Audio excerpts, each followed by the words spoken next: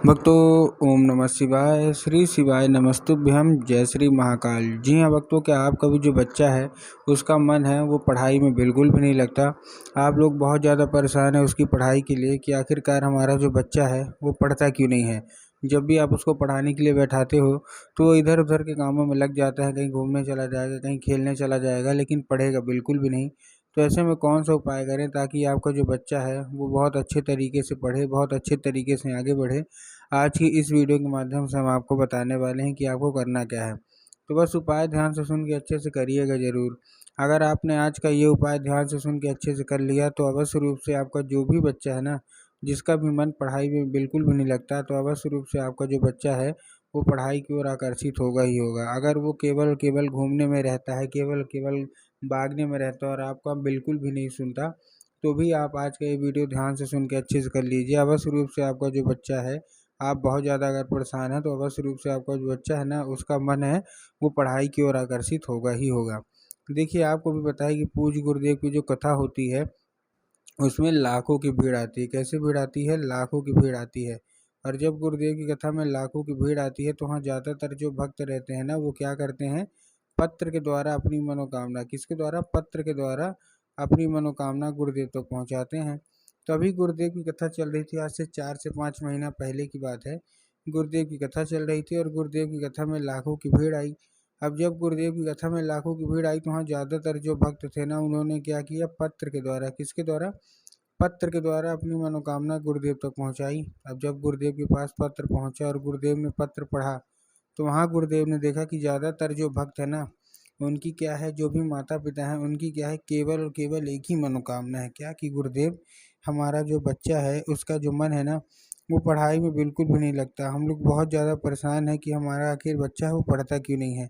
जब भी हम उसको पढ़ाने के लिए बैठाते हैं तो कहीं खेलने चला जाएगा, कहीं घूमने चला जाएगा, लेकिन पढ़ता बिल्कुल भी नहीं है। कृपया करके कोई उपाय बता दें ताकि हमारा जो बच्चा है उसका जो मन है, इच्छा है, वो पढ़ाई की ओर लगने लगे।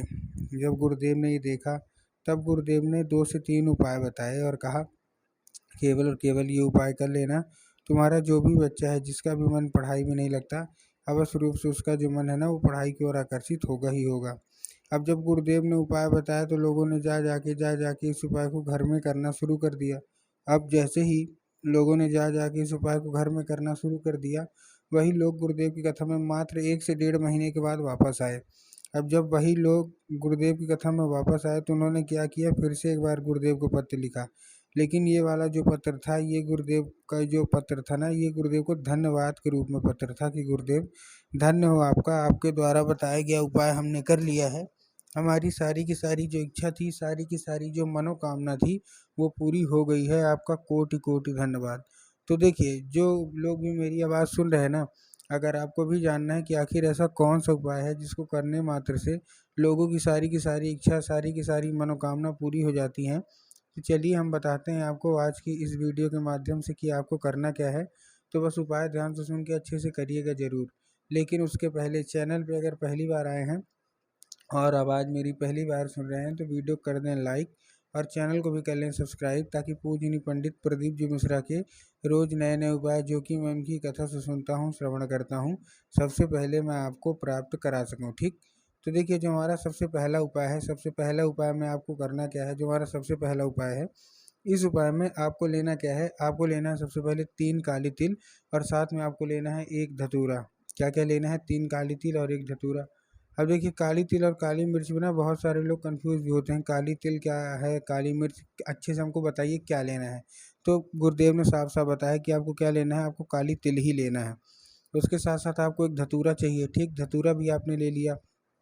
धतूरा लेने के बाद आपको करना क्या है, जैसे आपने धतूरा भी ले लिया, धतूरा लेने के बाद आपको अपने बच्चे के हाथ में दे के उसको भेज देना है, कहाँ? सीधा सीधा शिव मंदिर। अब जैसे ही आपका बच्चा शिव मंदिर पहुंचेगा, शिव मंदिर पहुंचने के बाद उसको बोलिएगा कि दक्षिण दिशा में खड़ा हो जाए और उत्तर की ओर अपना चेहरा कर ले। किधर? दक्षिण की ओर खड़ा हो जाए और उत्तर की ओर चेहरा कर ले। अब देखिए, दक्षिण और उत्तर में ना बहुत सारे लोग कंफ्यूज होते हैं कि दक्षिण क्या है, उत्तर क्या है, हमको थोड़ा साफ साफ बताओ। तब गुरुदेव ने साफ साफ बताया है कि आप जिस भी शिव मंदिर जा रहे हैं उस शिव मंदिर का जिधर साइड जलाधारी होगा, आपको अपना चेहरा उधर साइड करके खड़े हो जाना है। ठीक, खड़े हो गए। खड़े होने के बाद आपको एक नाम लेके, कौन सा? महादेव का, बहुत ही सुंदर सा नाम है श्रम्भेश्वर महादेव। तो आपको करना क्या है, आपको श्रम्भेश्वर महादेव का नाम लेके उन्हीं का स्मरण करके आपको चुपचाप क्या कर देना है, आपको अर्पित कर देना है बस। पूज्य गुरुदेव कहते हैं कि अगर आपने श्रम्भेश्वर महादेव का ये उपाय कर लिया तो अवश्य रूप से जो भी इच्छा है, जो भी मनोकामना है, वो अवश्य रूप से महादेव पूरी करेंगे ही करेंगे। ठीक है, ये था कौन सा, पहला उपाय। अब हम चलते हैं अपने दूसरे उपाय की ओर। अब देखिए जो हमारा दूसरा उपाय है, दूसरे उपाय में आपको लेना क्या है, दूसरे उपाय में जितने भी माता पिता हैं आपको एक लाल फूल लेना है। क्या लेना है, एक लाल फूल। लाल फूल आपने ले लिया। अब लाल फूल लेने के बाद आपको करना क्या है, सबसे पहले तो आपको ध्यान रखना है कि जो फूल है वो कहीं से भी कटा फटा या खंडित नहीं होना चाहिए, पहली चीज़। दूसरी चीज़ आपको ध्यान रखना है कि जो फूल है वो एक किस्म का होना चाहिए। एक किस्म का मतलब अगर आप गुलाब का ले रहे हैं तो केवल केवल गुलाब का लीजिए, अगर आप गुड़हल का ले रहे हैं तो केवल केवल गुड़हल के लीजिए। ऐसा नहीं करना कि 2 फूल गुलाब के ले लिए, 3 फूल गुड़हल के ले लिए, ऐसा आपको नहीं करना। ठीक, आपने फूल ले लिया।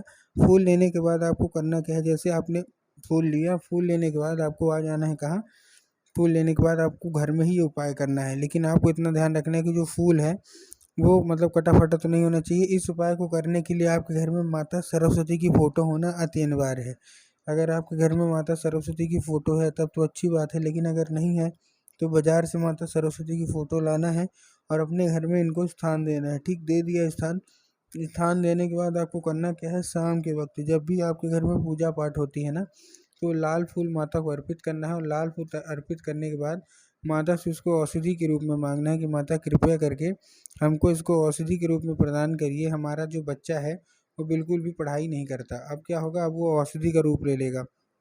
तो बस आपको करना क्या है, उसी रात जब आपका बच्चा खाना पीना खा के अच्छे तरीके से सो जाए तो आपको वो लाल फूल उठाना है और अपने बच्चे के माथे पे 2 से 3 बार फेर देना है। पूज्य गुरुदेव कहते हैं कि अगर आपने ऐसा कर दिया तो उस फूल के जरिए जो स्वयं हमारी माता हैं, मतलब सरस्वती, वो उसके दिमाग में प्रवेश कर जाएंगे। ठीक, ये था कौन सा, ये था हमारा दूसरा उपाय। अब हम चलते हैं कौन से, अब हम चलते हैं अपने तीसरे उपाय की ओर। अब जो हमारा देखिए तीसरा उपाय है, इस उपाय में क्या करना है, जो हमारा तीसरा उपाय है, इस उपाय में आपको एक पान का पत्ता लेना है और पान के पत्ते के ऊपर आपको क्या करना है, पान के पत्ते के ऊपर आपको शहद का लेपन कर देना है। कहाँ करना है, शहद का लेपन। ठीक, शहद का लेपन कर दिया। शहद का लेपन करने के बाद आपको करना क्या है, शहद का लेपन करने के बाद अपने बच्चे को भेज दीजिए कहाँ, सीधा सीधा शिव मंदिर। और अब आपके दिमाग में आएगा कि जाएंगे और बाबा भोलेनाथ के ऊपर अर्पित करवा देंगे, तो कि गलत है। आपको बाबा भोलेनाथ के ऊपर नहीं, आपको कहाँ अर्पित करवाना है, माता शोक सुंदरी की जगह, जिनकी जगह जलाधारी के बिल्कुल बीचों बीच होती है। तो बस आपको वहीं जाके अर्पित करवा देना है बस। पूज्य गुरुदेव कहते हैं कि अगर आपने इतना ही करवा दिया तो अवश्य रूप से जो भी इच्छा है, जो भी मनोकामना है ना, वो पूरी होगी ही होगी।